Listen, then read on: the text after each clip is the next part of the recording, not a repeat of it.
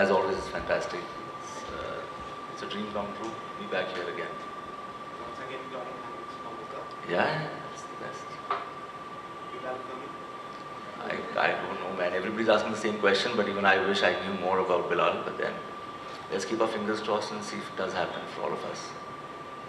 Thank you. Bhama ഇവിടെ ഇവിടെ straight.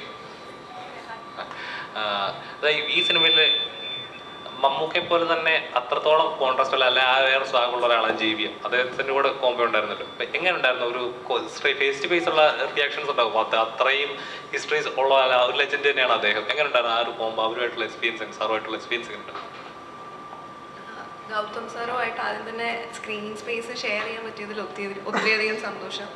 കാരണം നമ്മളെല്ലാവരും ആരാധിക്കുന്ന സ്പെഷ്യലി ഗേൾസ് കുറച്ച് അധികം ഫാൻസ് ഉണ്ട് സാറിന്. അത്രയും ഒരു റൊമാൻറ്റിക് ഡയറക്ടറാണ് ഗൗതം സാറ്.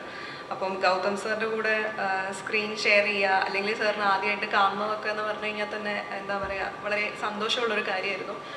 സാറിൻ്റെ കൂടെയായിരുന്നു നമ്മുടെ ആ ടീമിന് most of the combination scenes ഉണ്ടായിരുന്നത്. അതുകൊണ്ട് തന്നെ നല്ലൊരു ബോണ്ടിങ് ഉണ്ടായിരുന്നു സിനിമയിൽ. നമ്മുടെ ആ ഒരു ടീമിനൊരു ബോണ്ട് ഉണ്ടല്ലോ, അത് ത്രൂ ഔട്ട് ദ ഫിലിം ഷൂട്ടിലും സെറ്റ്സിലും എല്ലാം അതുപോലെ തന്നെ മെയിൻറ്റെയിൻ ചെയ്യാൻ വേണ്ടി പറ്റിയിട്ടുണ്ട്.